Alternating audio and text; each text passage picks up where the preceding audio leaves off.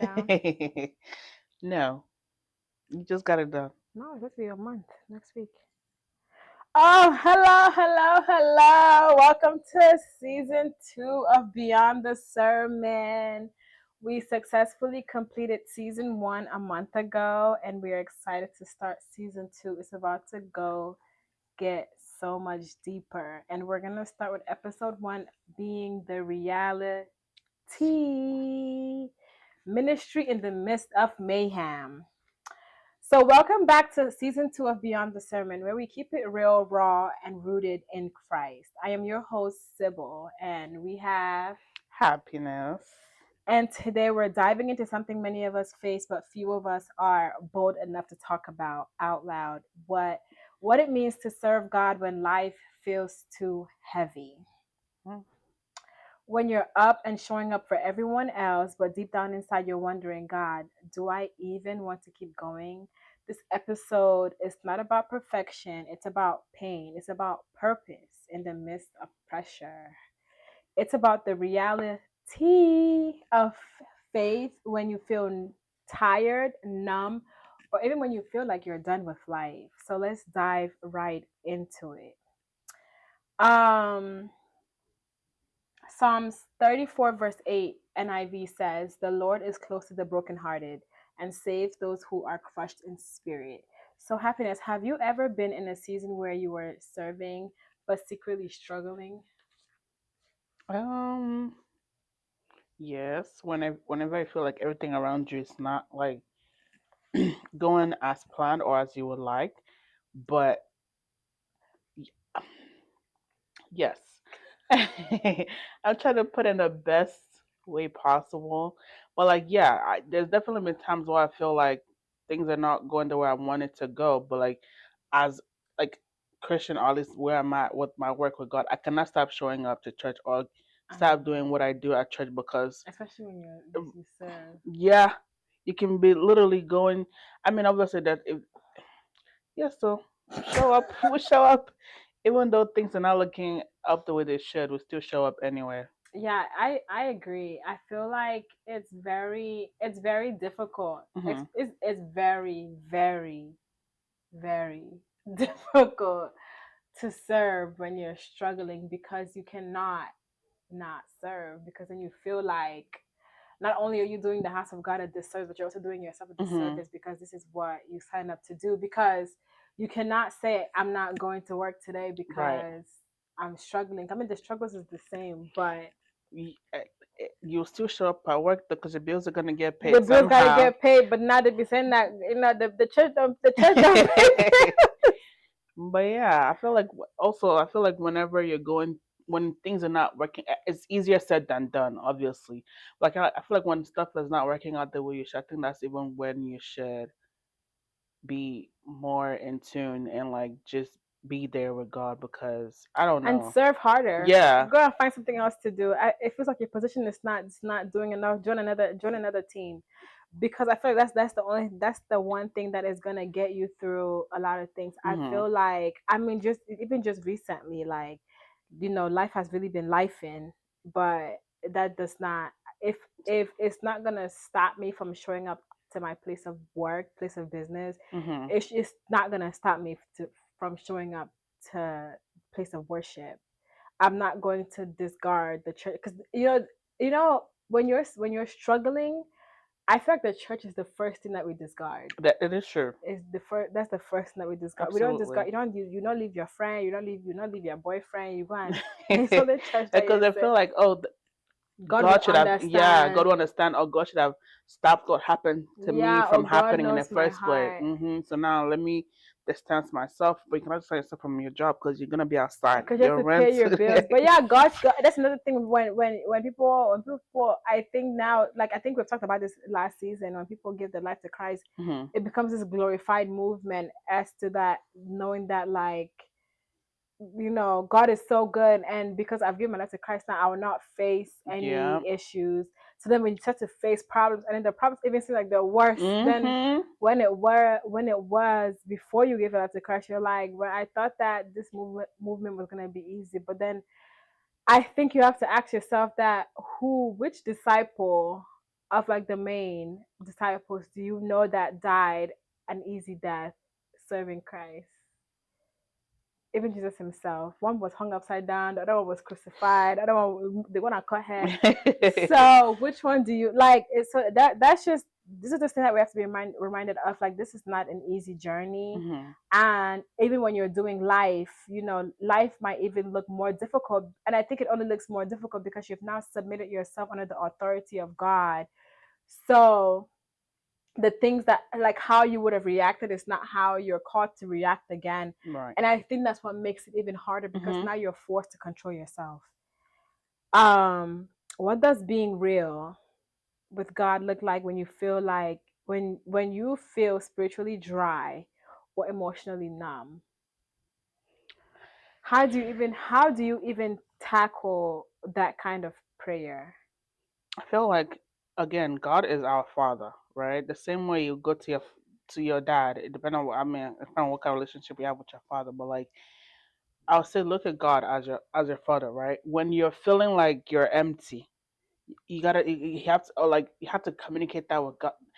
Like I'm trying to find the word. Like you have to communicate that with God. Like, look, God, you can have a conversation with Him. You never have to go and be kneeling down, be shouting and crying. Just have a conversation with God. Like, look, my cup is empty. I cannot pour from an empty cup. I don't. I'm going through X, Y, and Z, and I need you to pick me up. And God will never leave you, nor will He forsake you. You can be real with Him and say, God, right now I'm going through so much. There's so much that's just like it feels like it's never ending. You can be real with Him. Have a conversation. It's not about. It's not something like your relationship about pushing you. Sometimes you just gotta go have that real conversation, like be real and be very like honest with him. Like go talk, like if you're tired, you or like your dad should, yeah. I saw this video on TikTok. I don't know if you've seen it. It was this guy sitting in the car and he was crying and he was yelling. He's like, "Why is it that life has to something of that sort? Mm. Why is it that I have to be brokenhearted for God to hear me?" Oh, Have you seen that I video? didn't He see was it. in the car and I'm like, this is so real. He's like, "Why do I always have to be at my lowest for God to hear But me?" God comforts the brokenhearted. Yeah, why do I have to be at my lowest for God to hear me? And I'm like, this is so What if that's the real. only time he's very genuine and it's not transactional at that point? But why do you have to be at your lowest to call on to God? Right, right. That's what I'm saying. Like, if when everything is good and all that stuff, you're having like, oh God, good morning, thank you for waking me up today. Okay, it go be. You don't talk to him anymore for the rest of the day. Night time, I'm going to sleep. Paul, don't let like you go to sleep. There's no one-on-one time with God. There's no like you studying.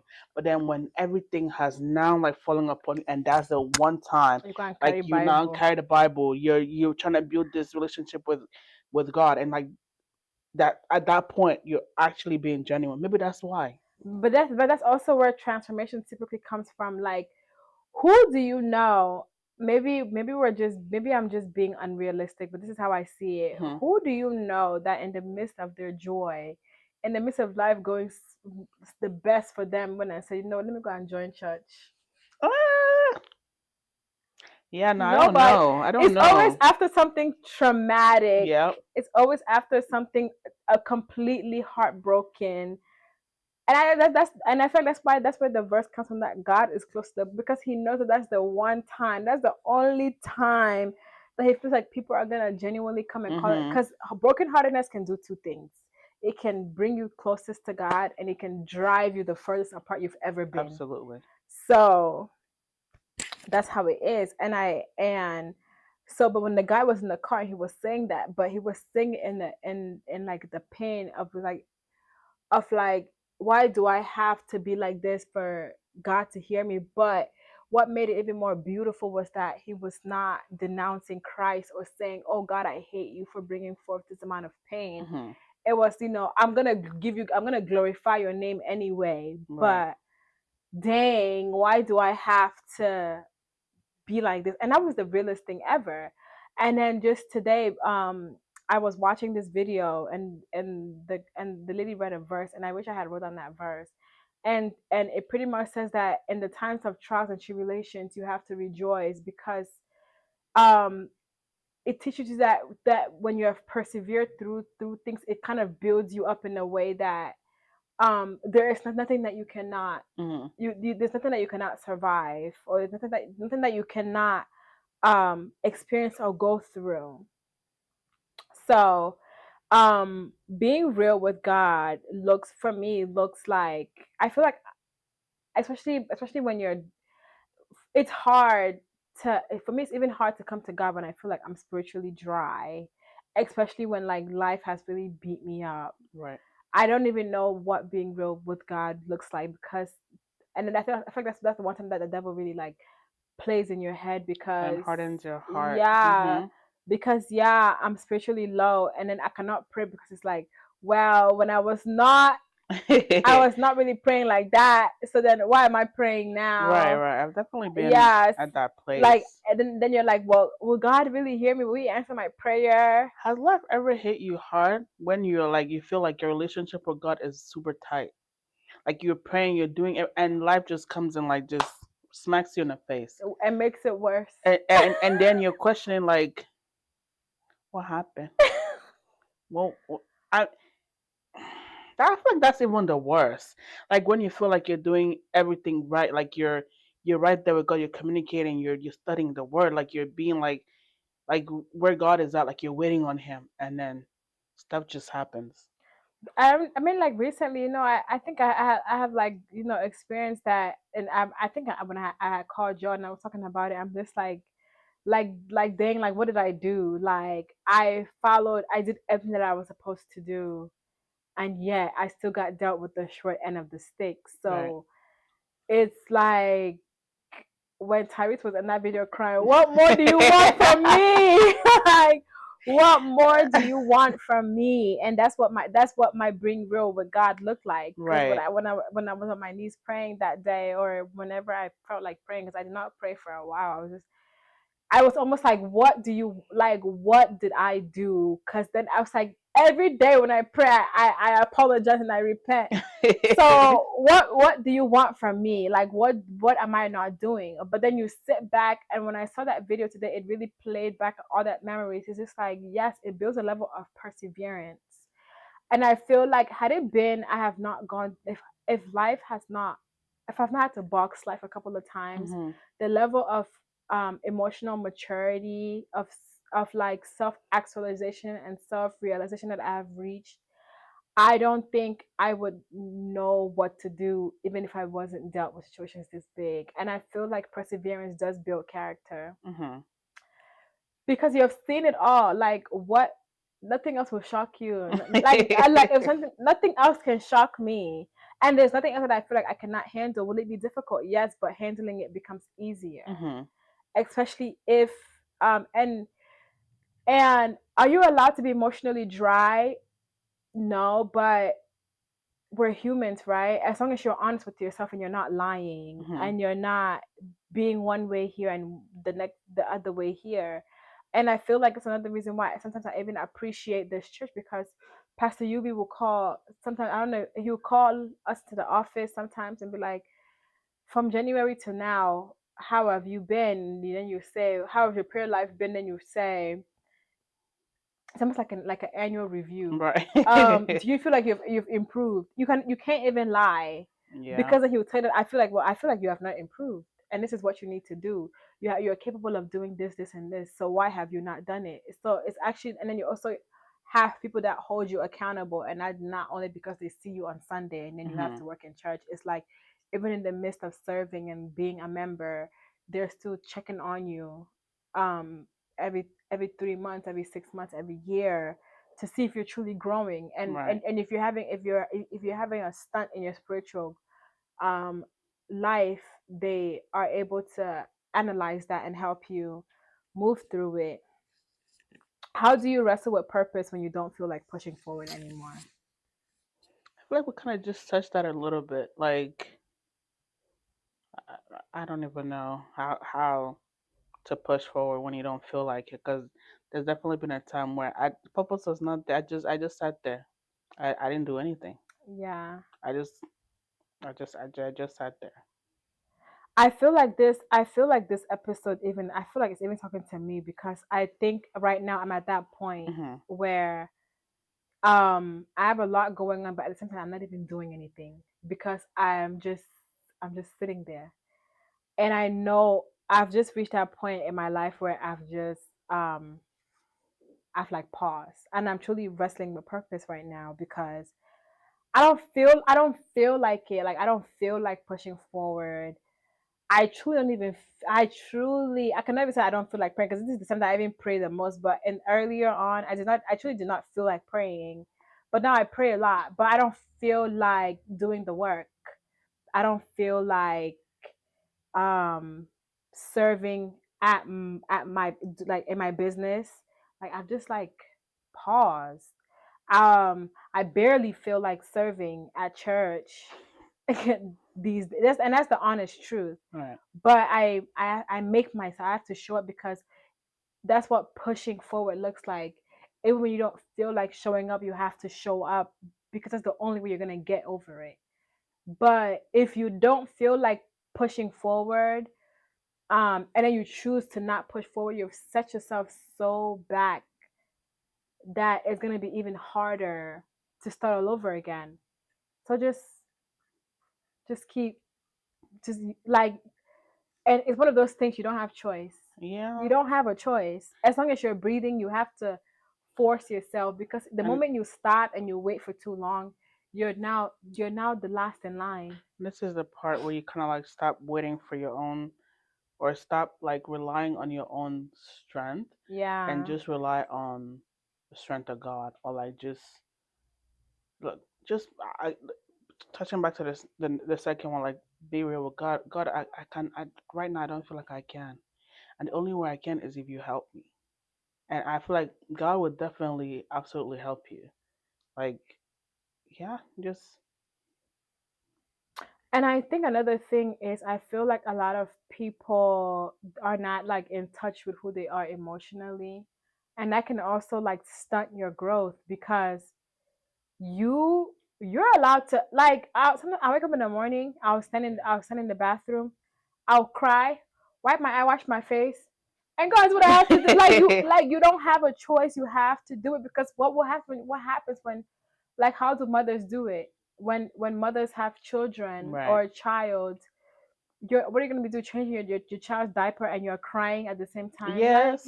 you have, but you cry, you have to change the diaper, right? You cry, you have You to just have feed him. to, yeah. Yeah, you have a responsibility. So Hmm. treat your spiritual life as such Just cry, dust yourself up, and like and do the work keep because going, cause the work will still be there. nobody's gonna do it for Nobody's gonna you. do it for you. And you don't want God to raise another person to do it for you because Yeah. then it's just going to that's gonna be bad for you. Yeah. But that's how you wrestle with your purpose when you don't feel like pushing forward anymore. That's You why you tell have to God wrestle. this. You just do it. I don't have strength. I'm Uh, relying on your strength to push me forward. It's all about self Because if control, you leave me by discipline. myself, it's not gonna get done. This is a time I need you to strengthen me.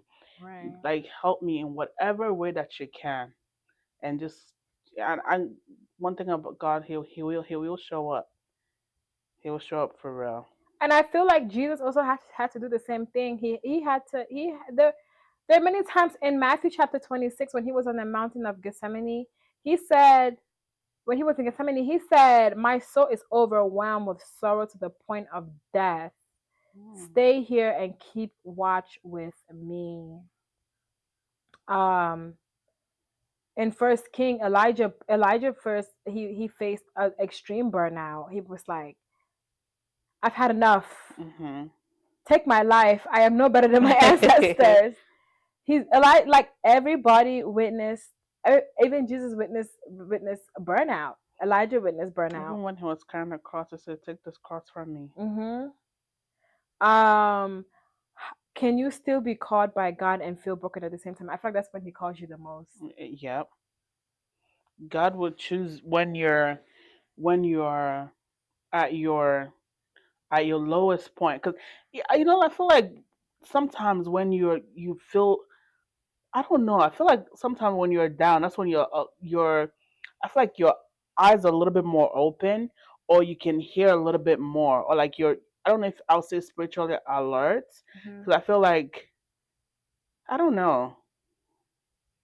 I'll let you answer. I feel like God calls you when you the most when you're brokenhearted, because you're right though. It's because that's when you're more alert. You're Hmm. more willing to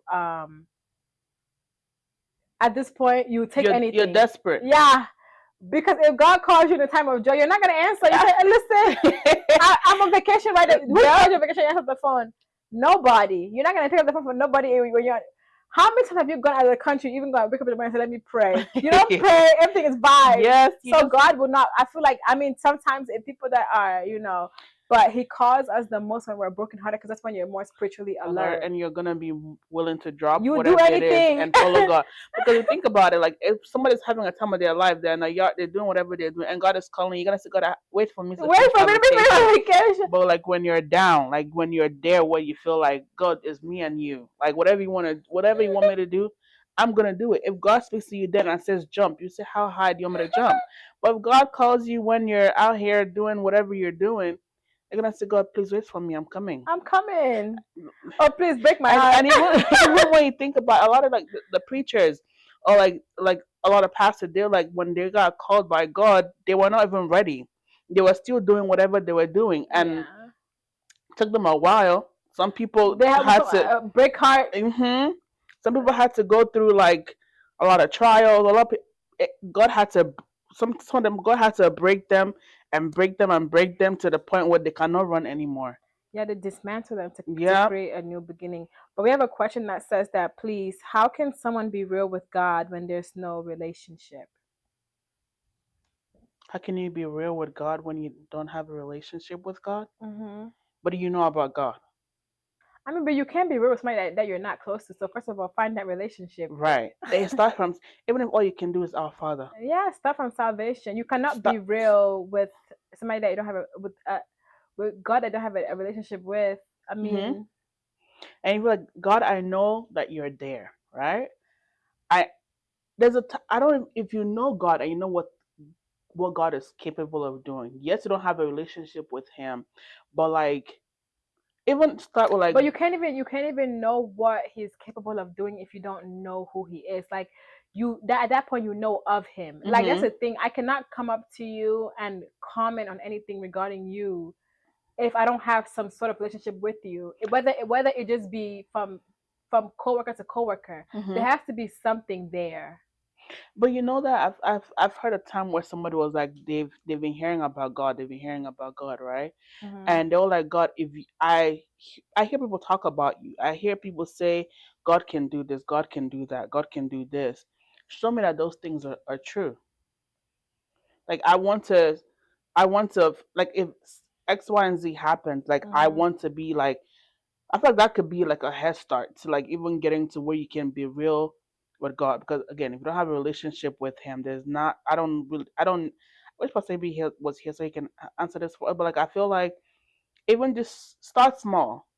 Exactly, but what I'm saying is you need to have some sort of familiarity, English. You need to be familiar with Him at any extent. You just cannot know of Him. Mm. But if you know of something and you want to be real with that something, get to know that thing. But with God, He does not require much. So you need to have some sort of relationship. Like, I don't. I think I disagree, right? Because there's some Muslims, right, that has converted to Christianity because they heard of the things God has done, but done. that's true though. Hmm. I think we're on the same path. Is that like okay, we have Great. That's your husband. I don't assuming I don't know Great. I cannot walk up to Great right now and comment and be like, yo, let me be real with you. I don't like what you're wearing. Have you met people? I mean, but who are that's disrespectful though. But not saying that you can, I don't know if I'm like saying this right, but you cannot you cannot be real in the sense that we're talking about, like real vulnerable. Okay, Hmm. that's the thing. We're talking about vulnerability here. So we're not speaking about surface level, because what I just said with Great was surface level. But Right. I cannot go up to Great right now not knowing who he is and start talking about my relationship and being real. I cannot go up to him and I'm. So, but have you sat next to someone that's bored on a plane and they tell you the whole life But story? before they do, they make themselves familiar with Right, you. right. They'll start like Hey, small happiness, talk. what's your name? Yeah. Where you going? Right, It's right. something. I'm just what I'm saying is I would never just walk up to somebody And start and just start talking. blurting out my business. You have to make yourself familiar with him, and that's where the relationship starts. Is becoming familiar. Start small. Start small. Yeah. Hey God, you know, before people know how to pray, they'll be like, hey God, you know, right now my name, you know, because he knows who you are. I already know that before you were formed, Reformed. I He knew knew you, you. so he Yeah. knows you. But now get to know And him. he's just waiting for you to just call. Yeah, Like but just that's how call, he'll be but there. people familiarize themselves with Christ when in their brokenhearted. That time anybody will give their life to Christ, they'll even go and Google our Lord's Prayer so they can give their lives to Christ properly. Yeah. We have another comment that says that people blame God for everything, but they fail to understand that they must have a relationship with God first. I don't know if I'm right. You're right, but you know, even Christians that blame God. I mean, who are you gonna blame? Because but who do you blame? But you know that some people don't see God as an entity, as like through Jesus Christ. There people see, because you know they're like, oh, a higher power, a higher power. Right. But do you know the funny thing is this comment is also right, because when people are blaming God, they're not blaming the higher power. It's easier to blame God than yourself. Yeah, but it's true that you cannot blame somebody that I cannot go and fall and break my leg and say that, oh great, push me. It's easier to go and put a blame Yeah. on someone. They say, "Oh, who removed this from here?" You're gonna say, "Oh, it wasn't me," because it's easier to just push off that blame. Yeah. But sometimes when you sit back and think about it, and like, is this situation that I'm blaming God for, is that avoidable? Is that something that oh, yesterday we were talking in church. When Pasibi was talking about Samson and Delilah, right? And how like he went where Delilah was and like just laid there and they were conversing. And so I asked us if it was what happened to Samson the will of God, Mm-hmm. and then he was like, not it cannot be the will of God because, for one, he put himself there in the first place. And now you cannot. Are you gonna blame? I don't know how. I don't know how I'm trying to tie my point together. But like, if you ask Samson now, what happened? Who's it gonna? He will not put the blame on himself. He will say, "Oh, God let nobody God led you let there." Delilah come No, he into did my room not. and He did not convince lead me you and there. cut You my laid your head hair. on her knees, on her thighs. She's not your wife. You Right. had a whole wife for home. What's kind of intense? But if you braid my hair with if you braid my hair with Vine, I'll not be weak like any other man. And they want to do that to you, and you still like end up going and they say, oh, what else? Oh, if you tie my hands with rope that's never been used before. Samson, what happened? It's like Adam. What happened? Adam, what is the wife that you gave me? Shifted the blame already. Is it Mm-hmm. to shift the blame on like someone that's not you? It's easier. We have a comment that says that I feel like when you are broken, you have nothing else to rely on when you are broken. Mm-hmm. That's true. We rely on God. He never said that when you're broken, get away from me. Right. It's one or two things. You go. We already touched on this. You go to God, or you go the other way. You handle it yourself, and you see how far that takes you. And another comment says that I saw a story on TikTok where a guy who was a gangster, God was far from him. He was shot and died for 10 minutes. He said he saw Jesus and felt the best in his life. When he came back, he dedicated his life to Christ, and he is now an evangelist. I've I've I've heard stuff like that, but I don't know. I can't comment on things like that because I've always heard how people say that they die and went to heaven, and heaven was like this. I've heard that, and also people say that they die and went to hell. But Different variations of. yeah, and you know, glory be to God for His salvation. But sometimes things like that also cause me to wonder, before, like, as a gangster, did he at least know who Christ was? Because I don't think that, and I could be wrong, but I don't think that if you don't know who Christ is, you die, you're not gonna go see him, or you're not gonna have a vision of him. But then again, like I said, I don't like to comment That's on things like that I don't. because I'm not sure. But then again, sometimes like I've seen people say that they died for a little bit, a bright light hit their face, and it was God giving them a second chance at life, Like turn for on. salvation. And it could be another Maybe thing because like their purpose on earth has not been achieved. yeah, exactly, and you just hit rock bottom, and that was his. And God, and I pray that nobody's rock bottom is near death, Right. because that is crazy. We have another comment that says, oh, sorry. What do you think? What you think? God has given each and every one of God has given each and every one the freedom of choice. So the choice you make, you live on. The consequence as it comes. So no blaming God in your mistakes. True. But if you don't blame God, who you blame? That's the reality of things. That is very true. You're not supposed to blame God for your actions. And don't blame the devil either, because remember when we went to that conference, and it's the truth, it was a Bible verse. I wrote it down. It says that Paul I know, Peter I know, even Jesus I know, but who are you? And who said that? It was Satan said that. So even Satan said that, don't put it on me. I don't even know you. Because today human beings are today. I honestly I feel like we blame. I don't think that we blame God that much anymore nowadays. No. That's a lie. I'm lying. Carnal humans blame God. Christians blame the devil. Fuck it. Because they'll go and purposefully do something they have no business doing, and then say, "Oh, I don't know what I was thinking." The devil is out to, like, no, you opened your eyes and you walked yourself into that. I'm not saying that there's sometimes there cannot be like spiritual manipulation and stuff like that. That is the actual thing. But like, let's think about it. But you 85% of the cannot be time, though. spiritually manipulated if you don't allow the access. Mm-hmm. That's the thing. That's sorry, when Pastor Bill said yesterday, right? When I asked him was something on the line of the will of God, he was like, will it have what happened to Samson, would it have happened if he did not leave his wife at home and went to follow Delilah to wherever she's at? Lack of self-control. No self-control. No discipline. You gave access, and now you're suffering the consequences of the access that you gave. You willingly gave access. Samson was out here sleeping with prostitutes and everything, and now went to enter Delilah, and they're now gonna pluck out your eye. And then now when he was now, they're not calling God. Did you call him when you left your house? That's so true. Like, yes, non-Christians blame God because they don't know the devil. That's the truth. They don't know the devil, but they know God. Everybody knows God. Mm-hmm. The Revelation says that before Jesus comes back, everybody on all corners of the earth will know who He is.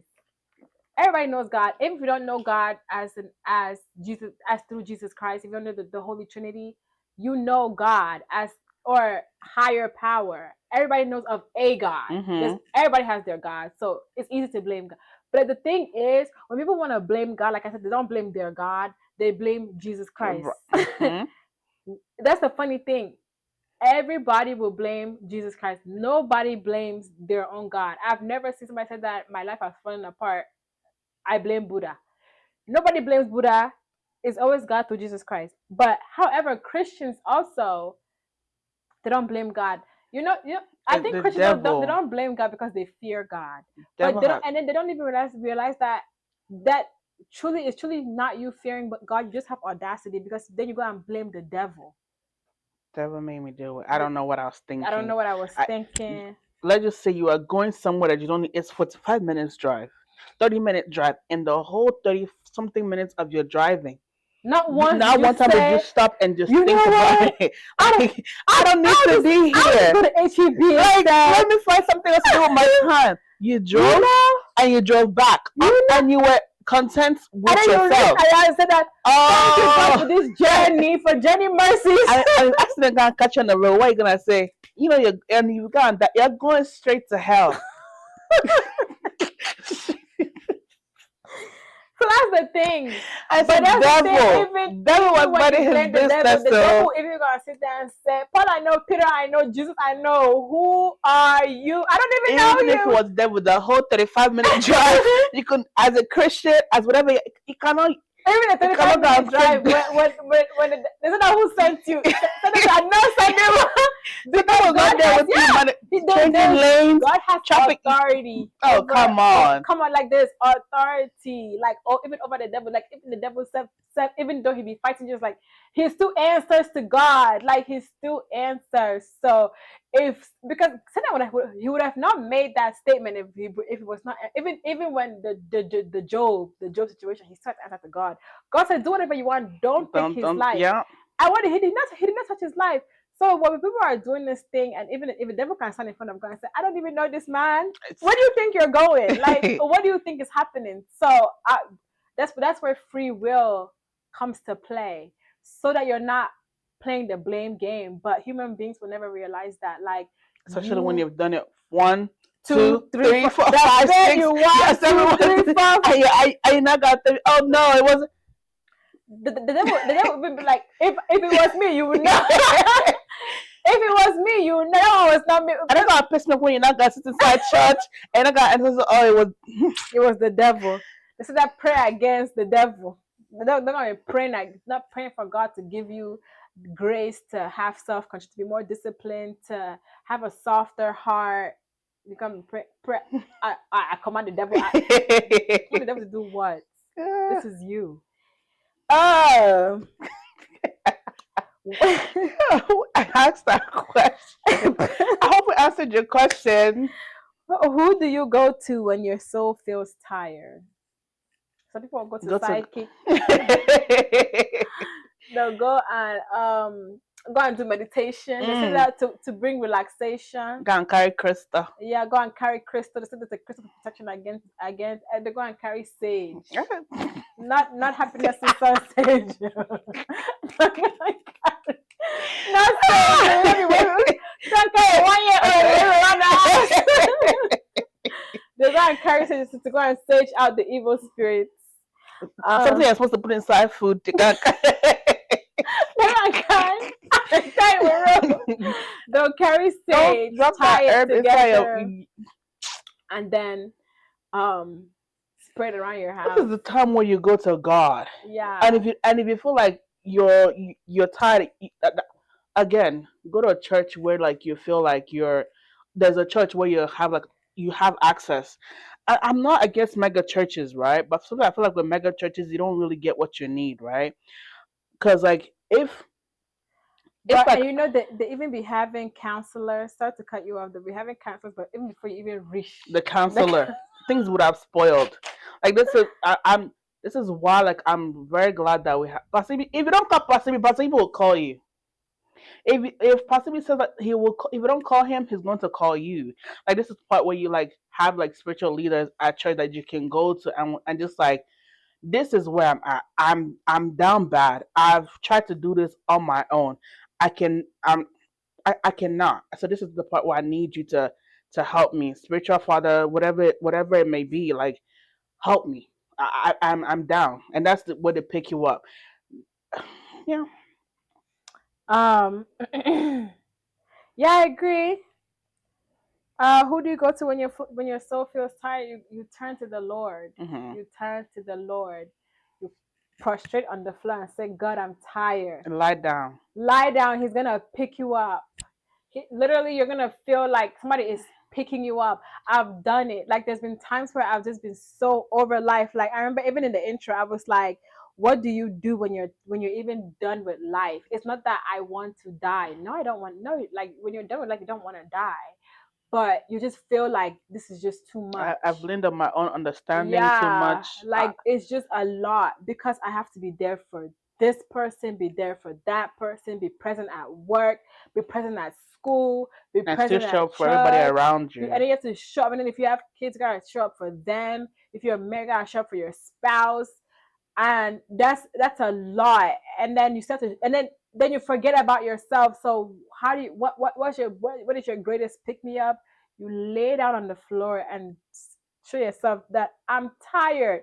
you're gonna be picked up. That's the complete vulnerability. Mhm. Why do people not turn to Christ when they're tired, when they're exhausted? One, because they feel like they have gone so far astray that they're no Sometimes longer, shame.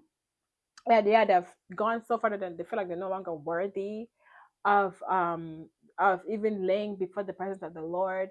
And even when humility has totally left the chat, we Mhm. lack pride, and honestly, going to all these other people that are going to agree with how you feel is easier. That's why going. That's why they've created all these other shortcuts. People get up. You book flight $2,000 and go to Bali to go and do spiritual cleansing. Is it Come they're on. going spiritual retreat in Bali? They go and stand in the ocean. They go and carry water, the same water that you can go to Galveston. They'll pour on you. They go and pour the water on you so that cleansed you. You can go and stand inside rain. The rain will fall on you right now. It's not pure water that rain from the sky.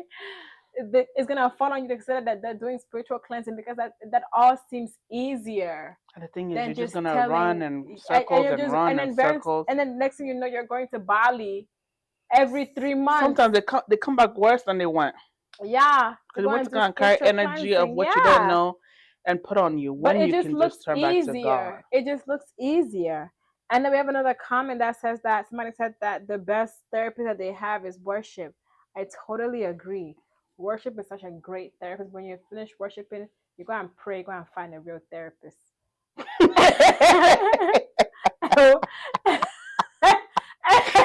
Simba. I went through what you have going on. Worship is very therapeutic. But it's the same thing. People listen to worldly music when they're getting over something, right? But worship, if worldly music can get you through your heartbreak, imagine what proper praise and worship would do for you. Like, imagine, are you ever been to a church where people were healed just by somebody's worship? And I never really paid attention to. I started like really like immersing myself in worship Mhm. and praise, where I can totally feel when somebody had, especially when you're in church, when somebody has stepped on the altar and they have not connected themselves.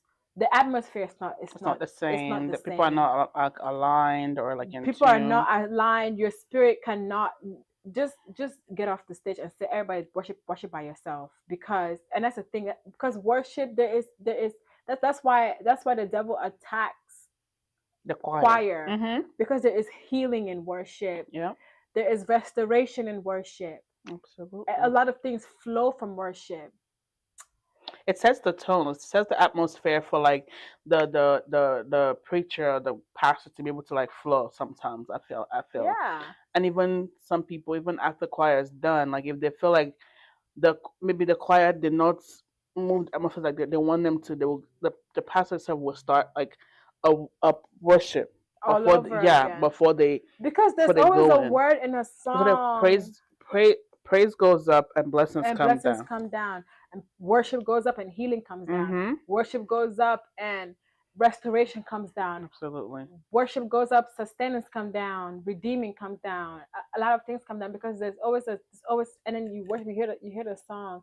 Like, there's a song by Theophilus Sunday, it's called Delay. And I remember one time I was like really, really, like, I was going through it, and I went on a walk, and I had never heard a song ever in my life. So when I did my Apple Music, the song came up because Apple Music drops new releases. So I said, Mm-hmm. let me hear this song. So I'm walking. It's like a 6 minute song. I'm walking. I walked for 2 hours. I played that song for 2 hours straight. A 6 minute Wow. song I had on repeat for 2 hours because the song really touched me. And it goes like this: the process may delay me, but you will never say I'm failing. Oh, I I never heard it. choose this delay so I will look like you. And I'm just like, wow, like, and that's exactly what I was going through. I really was feeling like my life was like at a standstill. Mm-hmm. But then it all made sense that even when you're delayed, even when you're at your worst, you stay there and you persevere, because by the time you finish, you're gonna look like Christ. Pure, clock it. What's something you wish, and this is the last question. What is something you wish the church talked more openly about when it comes to mental health and burnout in ministry? And I think we talked about this in episode And one a yeah, little bit. I strongly, strongly, strongly believe that after you do the spiritual work, I feel like church should also encourage seeking therapy, professional help. And I say this to say because I think was yesterday or 2 days, no, yesterday. It was this, I was just watching it on like YouTube. It was this guy, like he was hallucinating. At the point I don't think his family knew what was going on with him. And his Nigerian, by the way, like so I just know they're very immersed like in church and faith and all, and that's beautiful, right? For the whole 24 hours he was going through whatever psychotic break, right? And they were praying over him for 24 hours. He's rambling nonstop. You guys are praying over him. You guys are doing. At no point did you say, let me take this child to the psych ward. I've done my prayer, right? Let me do that. And then he left the house, goes to his sister's house, right? Still going through whatever he's going through, right? And his sister is praying over him. My sister is pregnant, praying over him. Did an at-home baptism for him, and said, "Oh, when she did the at-home baptism for him, he was manifesting. He is still, and she's calling family members. Oh, I think he really needs help. Like there's something going on with him." At this point, it's 48 hours of this guy, 23 or 24-year-old, going through this psychotic thing that he's going through. You guys have prayed. You guys have done home baptism, and it's like I wish church encouraged us more. African churches to be exact, because I feel like a lot of churches will encourage that while they were doing this at home baptism, whatever it is, he snaps 24, 48 hours straight. He's going through whatever he's going through. Takes a knife, murders his sister that's pregnant. And then he runs us and starts saying, Jesus Christ, help me, help me, help me. The demons don't want to get at me. Help me, the demons. I rebuke the demon. Now after he have gone, killed his sister, and now saying, demons don't want to get at me. I rebuke this. I wish African churches, I'm going to be specific on African because they don't feel like after we pray, that's it. I also wish the Africans would encourage therapy.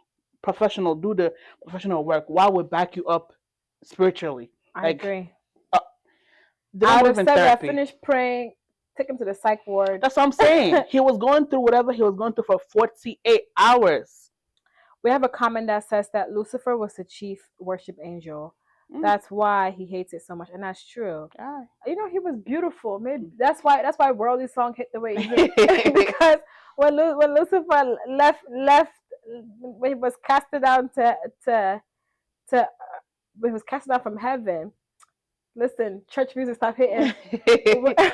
Worldly music started taking the place. That's why people find solace and comfort in worldly music. And to add to, how Lucifer was, even when he was describing the Bible, like he was pretty, right? People think that when the devil comes to you, right, he's gonna come with swords poking out, or like horn poking out of his head. He comes in a beautiful package. Very beautiful. There's not been one verse that I've read that the devil was ugly. Even that fine man. Even if that person did not come to you as like 10 out of 10 across all boards, right?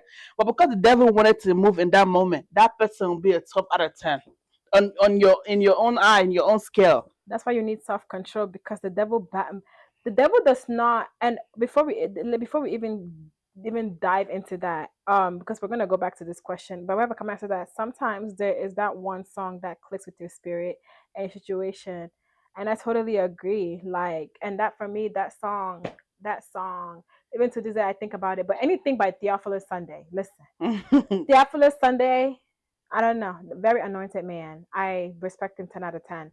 But back to this, I feel like you are 100% right, and even this person agrees as well. Thank you for saying the story, Happiness, because Africans feel like they're exposing their family secret.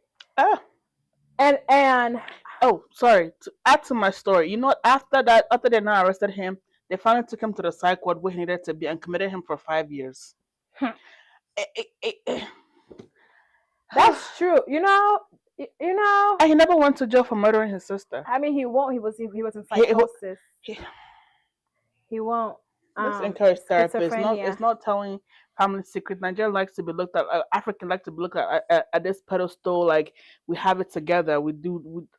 Come on. And you know, we can even dive deep into that, but that's not even biblical. That's just principle on how African families will, for the sake of their reputation. Didn't we talk about this in season I one? think we We did. But we didn't did. even dive. Yeah. For the sake of their reputation, will mask and cover up things that need to be put out there. You don't know who you're helping. Yep.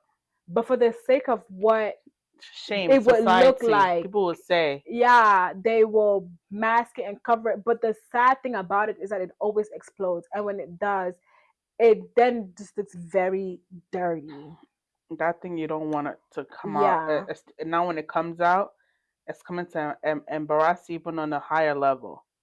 God forbid your son is going through psychosis and he needs to go to, and even if he commits, who do you need to tell that to? Exactly. But then again, like, what does that look like? Just say you send them back home. I feel we have a comment says that I feel pastors have a lot of work to do, and following up with their members and asking questions about their day, their day-to-day life. That's what he meant. I feel like that's possible in a smaller church though, not a mega church. But then I agree with, but you know, when you're a small church, because I'm a small business, but I don't see myself like a small business, and I don't operate like a small business. I feel like the essence of being a small church is that you don't want to stay small. Right. You want to operate as what you want to be. If you want to be influential, you need to operate as though you are that influence. So yeah, you just said that it's easier because we're in a smaller church for a pastor to check on a day-to-day life. And I think our pastor is doing it. But what about what happens when a pastor starts training up people to take on that role? Yeah, discipleship. That's why that's very important. To start checking on members of the church. Hey, so and so, this is, I need you to check on. You know, Pastor People does that, tells us, oh, if you don't see X, Y, and Z in church, call them, check up on them. I can't do it by myself. That's true. But I think it's deeper than that, especially when you're a worker. Because it's going to come to a point where Pastor Yubi cannot call every worker because we're going to be so much and talk to them. So what happens, does begin to train up members, like seriously, and have them do that. Like, I went to this church and they had a counsel. There's a whole team for counseling. Oh wow! That the pastors have trained up a team because the church was, and they always knew the church was going to be so big. They trained up a team, one for marriage counseling, one for mental health counseling, one for everyday counseling. You will be surprised by what people do for work in church. The thing is that people don't even ask, what do you do for work in church? Or what did you go to school for? Because people have gone to school for a lot of things: psychology, mental health. I used to be a case manager. I've worked in mental health like for God knows how long, and I currently still am. And train up people that can take on these roles. Like, people have gone to school. It's gonna have burnout. If you can't do it by yourself, you're gonna burn out. Yeah, you can't pour from it. Can't stop. Go and mount the pulpit, and you're empty because you spent your whole we can't always just say small church. If your goal is to be a big church, you act like such. The same way, like, pastors would be like, even if it's just me and one other member in the church, we're gonna carry on the service as though we were gonna carry out anyway. Yeah. Right. And we have a comment says that people fail to understand that that's not everything you pray about. There are things you need to take action on. Absolutely. Help me. Faith without work is dead.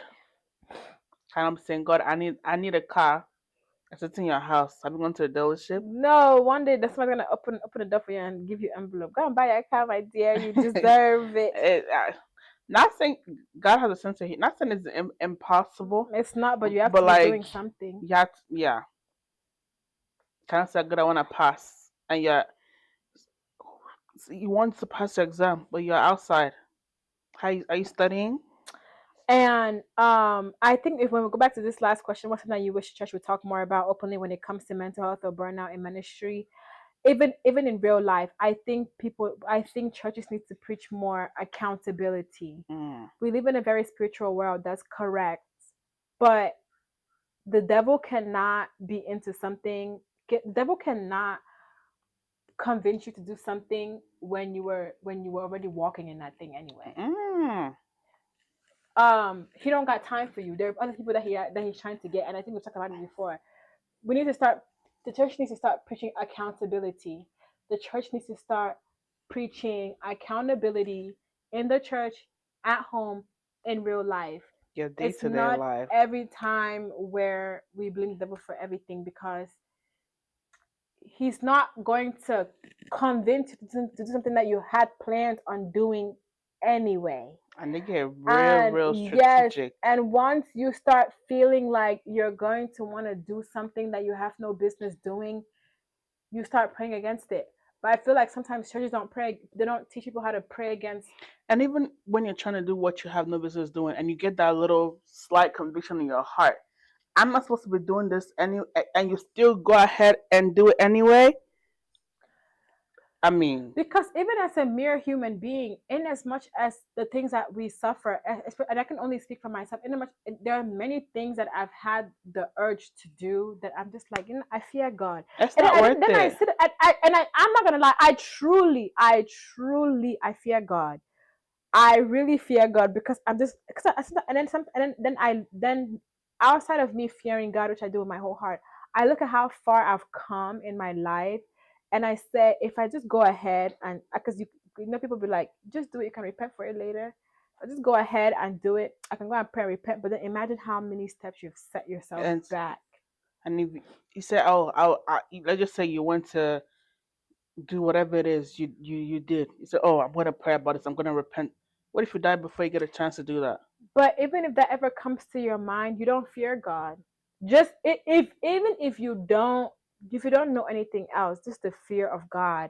The same way when you fear your dad that you're gonna come who's gonna thrash you, you fear God the same way. Like just the thought of, hey, yeah, never mind, should be enough. If you got a little bit of conviction, like a little bit, you just got convicted a little bit. Yep, and I think that maybe pastors should preach more about the fear of the Lord. Or just be a decent human being. Fe- That works too. But you cannot be if you don't fear God. You have common sense though. It's not enough. Common sense is not common. Happiness. I didn't talk about this. My common sense and your common sense is not the same. My Find goodness. Christ and fear Him. Yeah. So we're gonna wait about like 30 seconds to see if we have any more questions before we close. This topic has just been very interesting, and before we even say that, the one thing that I've noticed, like the greatest pastors have had the worst life experiences. Yeah. Or every pastor, I've never seen a pastor that just woke up and said that, you know what, I was called and I began to do the work. Pastors, if a true pastors they have seen some things. They've even done some things. They even went through like a season of like dryness I'm where it reading a was just book right like, now where this pastor talks about how he came up in life, and if you could not tell me that this is what this pastor went through, like out of your mind, and I'd be like, yeah, that's true. But like seeing what some pastors have dealt with, some of their weaknesses, and how they've come up out of that, and they're now beginning to encourage other other children people. of God that you don't have to. Hmm. Yeah. So if a lot of men and women of God, they've had very, very, very, very rough and tough upbringings where life, that if the things that we cry about in life today, like they probably had to see three times as worse, because on top of that, you're now fighting that, and then you're now fighting your calling. Right. So yeah, life And gets the best of everybody. there's this pastor that says, before I was a man of God, I was a man. Period. Like I was a man before I was a man of God. I was a man. There were things that I had to deal with. There are things that I did that even now that I'm a man of God, it's not like something that I would like want to like put out there. When I think about it, like how did I do this? And then even in all of that, God still called me out. That's why, uh, whatever, God can literally call you out of anything. He can pick you up at your lowest point, and within a twinkle of an eye, your life can change. And it's not. And when you sit back and think about it, God doesn't call the qualified; He It qualifies the qualifies the called. cause. So don't ever feel like in whatever situation that is, you cannot be real with God. You cannot find your purpose with God. Like, you cannot go back to Him. Like, go back to God. His hands are always open, waiting for us to come back. Like He's just waiting Hmm. for you to say, God, I'm here. See me. Look at me. I'm here. Do with me as you please, and God will start to break you down in more ways than you can even imagine. And as He's breaking you, He's rebuilding you. Some people run away in during the time where they're getting like broken down for like a greater purpose to like actually like happen in their life. That's like the part where you need to hold on to Him the the most and know that there's He's taking me somewhere. And even to build on that, you cannot come to Christ as yourself and Mhm. think that you're gonna leave the same way. That's why we have the prayer that I don't want to go the same way I came. Yep. So while you're here, accept what you're gonna go through because Because you've it's been not leaning gonna on be your own easy. understanding instead Yeah. of letting So God if do we're His work. saying if everything when choir is singing, I don't wanna, please don't let. It's not even. You're not even saying you don't want to. You're begging. I don't want to Please go don't back the let same me way. go the same way I came. And then now they're in there working on you, and then you're not crying. This is too hard. This is too hard. This is too hard. You begged. To Don't forget you begged to not and you go. know what the thing is, right? People think when that song is being said is like, don't let me go away with go back with the troubles that I came to you with. Like No, also, it's I'm me going as a through whole. a hard time or I'm struggling with rent. Don't let me to go back and I don't have rent money. But that's not what it is. You're telling God to like, Refine you like even the song refiner when it says that you have to go through the fire to be purified, like mm, it's not this is not it's not cake. It's hard, and it would really be a terrible thing if you're begging God to not let you go the same way you came, as I come before you, I don't want to leave from your maybe presence. then that possibly if you're watching that should be like a topic. When you're saying God don't do not allow me to go back to some and when I talk about your problem, when I talk about your financial problem, when I talk about anything you're going through, you're telling God to refine you as a whole. Remove the what I have on me and like rebuild me. Yeah. Not because you don't have rent, not And because your being light bill is cut. refined means going through the Fire. fire, going through the turmoil. You have to break Even down. Diamond had to go through him Yeah, before. the pressure before the beauty. Even Esther, people be like, I want to be my Esther season. Esther went through a season of purification for 6 months. It was not an easy thing. Even people be like, oh, I want to find my Boaz. I want to be my Ruth. Ruth and Naomi walked back for how many with The nothing. conference we went to, he thought like 7 years is was what it was gonna take him to get to root himself. It didn't take him 17, I think it's 17 17. years. Yeah. So to be rooted, because he preached about being planted on stone and being planted in soil, and we pray to be rooted. And to be rooted, It's not beans. it's not It's not beans, going to. and we It's mean not that it's magic. not easy. So sometimes when you that's why there's a verse for everything. When you feel like you're going through turmoil, you're going through your worst, actually give God the glory. Say, God, Mhm. thank you, because this is I'm being purified. And in that season, it's difficult to say, God, thank you, because who wants to thank God for pain? Right. Who wants to thank God for but but from pain comes purpose. And if God hands you whatever you're asking for, just like that, you will not appreciate it as much as if He takes His time to refine you, so you can use the what He's given you, and the way that He wants you to use it to achieve the greater purpose that He has, instead of just like, here, take it. You will go and splurge it, what however it is. And Second Corinthians chapter 12 verse 9 says that, but he said to me, my grace is sufficient for you, for my power is made perfect in weakness. Mm. So that's the word. And I'm going to close with this verse. Galatians chapter 6, verse 2 says that carry each other's burdens, and in this way you will fulfill the law of Christ.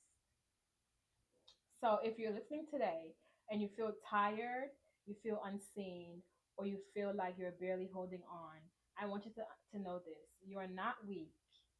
You are not broken. You are not disqualified. You are human. And God is still present with you in your pain. Serving God does not mean you're immune to hard days. Mm-hmm.